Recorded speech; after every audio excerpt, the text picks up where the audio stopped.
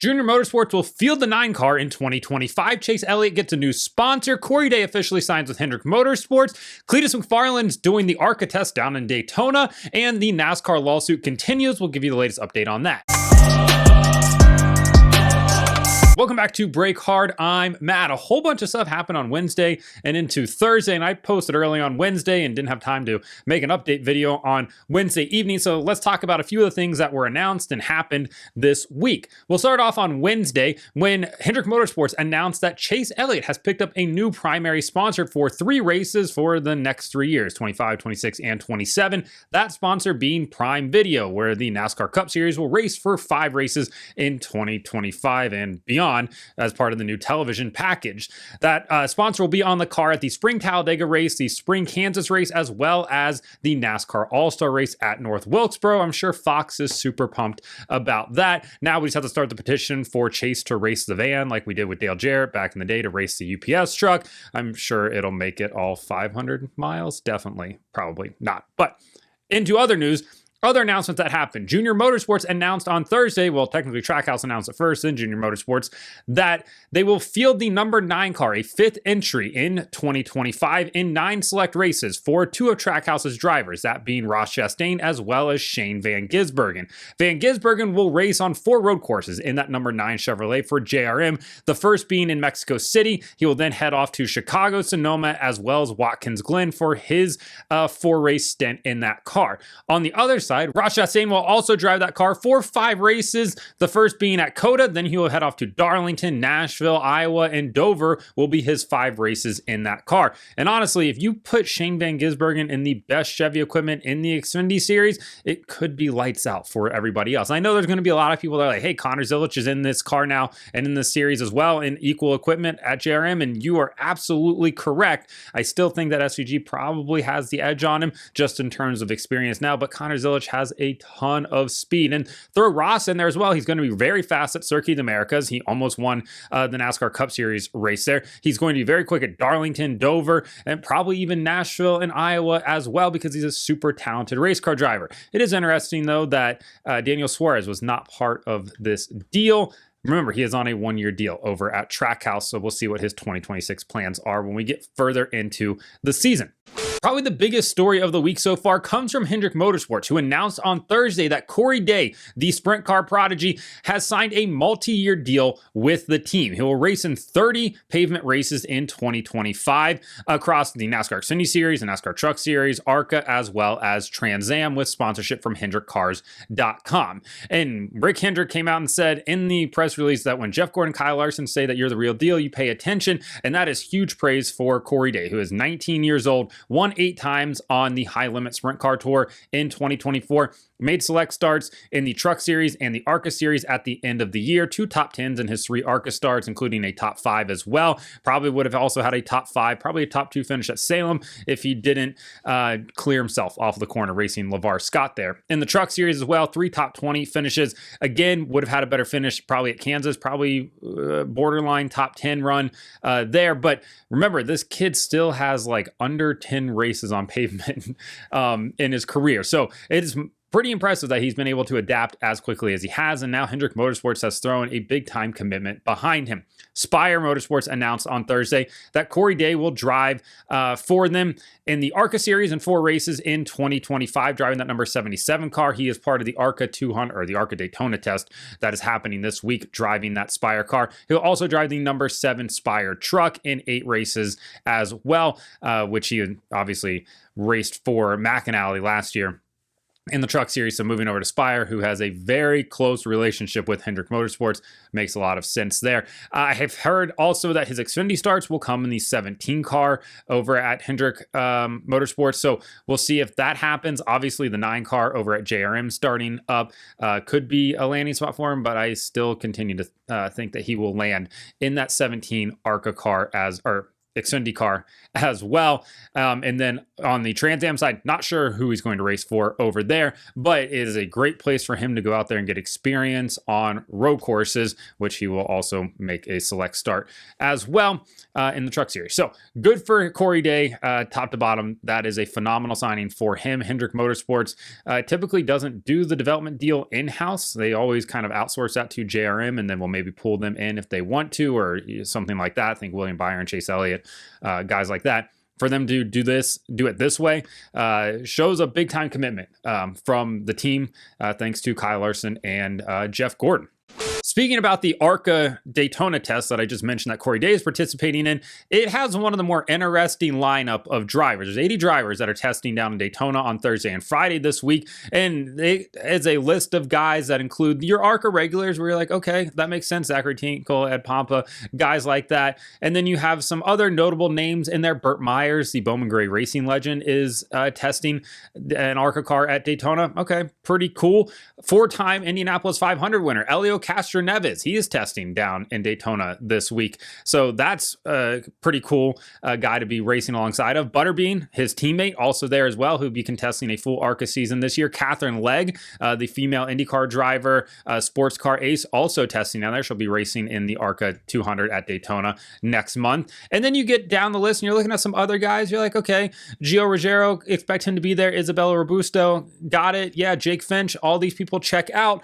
And then when you look at the list, you're like, there's a Garrett Mitchell driving for Rhett Jones that is from Nebraska. And you're like, okay, that's Cleetus McFarland. And it is Cleetus McFarland. Contrary to what he posted on Facebook, commenting on the Flow Racing story on Wednesday that it's a different Garrett Mitchell, Cleetus McFarland was, in fact, behind the wheel of the 30M car on Thursday in Daytona, and he ran pretty fast lap times by himself out there. He was at one point P5 on the speed charts. Got the Bald Eagles and Freedom. Hell yeah, brother. Doing it for Dale down in Daytona on Thursday. Is he going to race the ARCA 200? Probably not. A lot of times we see some random names show up on this ARCA list just for people that want the experience to do it, because after all, this is kind of the training grounds for stock car racing, and especially, plate racing, because that's Elio's running it. We've seen Shane Van Gisbergen run here, Juan Montoya, Danica Patrick. Big names have to run this ARCA race so that they get the experience they need for super speedway racing. But hey, Cleetus McFarland, he's typically known for driving in a straight line or wheeling a Crown Vic around the Freedom Factory. Maybe he wants to do an ARCA race here or there, which would be actually pretty cool to see and pretty interesting. So excited to see what kind of content they make out of this. But yes, it was in fact Cleetus McFarland, the giraffe, in the Rhett Jones number 30 car, which actually makes me feel good because Cleetus and I are basically the same height, and I might just beat him out by a little bit. I think he's like 6'5", 6'6", in that range, right in my range as well. Makes me feel good that I could hop into an ARCA car. Maybe we have to make that happen. We'll see. But cool to see him get down there and do that. All right, now let's talk about everybody's favorite topic, that being the lawsuit between 2311 Racing, Front Row Motorsports, and NASCAR. There was a hearing on Wednesday where Judge Kenneth Bell once again came out kind of in favor of the teams by all sounds of it. And he had one quote that said, "This case deserves to be tried, and it deserves to be tried this year," which has to have you thinking and myself thinking and anybody that wants to connect the dots that this case is not going to get dismissed, that NASCAR is not going to get it thrown out. But what happened on Wednesday was kind of a lot of back and forth between the two sides. We'll start off with NASCAR, who of course wants this case dismissed. And they're arguing that what the teams are saying is anti-competitive and that is monopolistic, falls outside of the 4-year window for the statute of limitations. That being NASCAR's acquisition of ARCA back in 2018, NASCAR taking ISC private in 2019, and the teams in NASCAR agreeing to single source supplied parts back in 2018, even though the Gen 7 car didn't debut until 2022. So NASCAR's arguing, hey, listen, it's outside the 4-year window, so this should get thrown out. Doesn't seem like the judge agrees with them there. No decisions were made on Wednesday. That will come at a later date. This was very much just a hearing, very much just a feeling each other out type of party, session, as the judge kind of mentioned as well, where he said, I'm getting a feel for the lawyers are getting a feel for me, and then we'll go on from there because we're going to be spending, quote, a lot of quality time together, which again has to have you thinking that this case is going to go all the way to trial, which is set for December 1st of this year. So what, about 11 months from now. NASCAR, though, also argued that 2311 Racing knew with eyes wide open what it was getting into when it signed up to join NASCAR and invest in the charters, that there should be no surprises to this, to which the teams argue that, yeah, well, we didn't agree to the monopolistic practices. Technically, they did when they bought the charters because they signed off on those original ones. They have not signed off on the ones that currently stand. NASCAR's argument, though, is that if Michael Jordan, 2311 Racing, Front Row Motorsports, if they wanted to invest their money in motorsports, they don't have to pick NASCAR. They could have picked IndyCar. They could have picked Formula One as well. To which their lawyer, Jeffrey Kessler, argued, if you're an Apple monopoly, you can't legally argue go eat pears as a substitute for the Apple market. That was in response to NASCAR saying that the teams could just go race Formula One or IndyCar.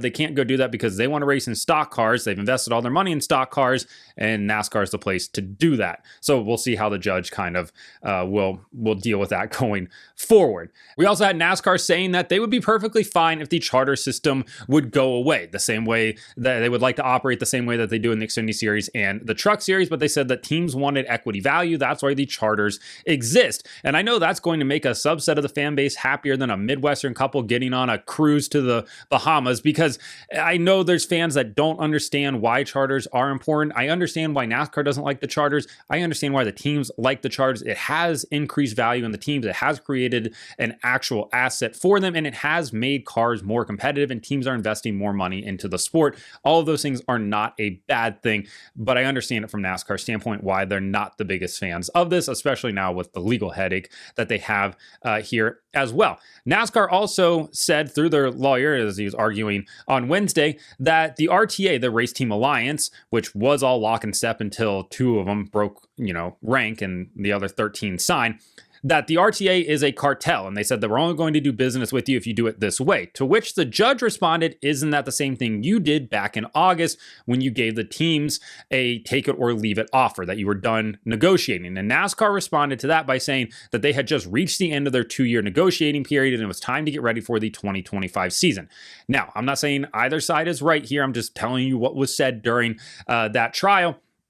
Or during that hearing, rather. It will be interesting to kind of see how that actually plays out here, because the judge, again, feels very pro-team in this situation, and it was kind of a gotcha moment for him in this. So I'm really curious to see how that plays out right now, because as it currently stands, the judge, through what we've heard and what we've read, obviously we're not in the courtroom, again appears to be very pro-team. Now, not saying that's right or wrong, but right now you would like to see a more impartial, bit of a balance here. But again, have to wait for all of this to come to fruition. The discovery period ends on September 19th. A trial date is set for December 1st. This will probably wrapped up by the end of the year. We got a long way to go, and neither side is getting along at all. So it will be interesting to see how it all plays out. So let me know in the comments what you think about JRM bringing the 9 car back for select races, Chase Elliott's new sponsor, Corey Day signing with Hendrick Motorsports, Cleetus McFarland doing the ARCA Daytona test, as well as the NASCAR lawsuit. Like and subscribe to the channel. Follow me on TikTok at BreakHard, Instagram, Twitter, and Facebook at BreakHardBlog.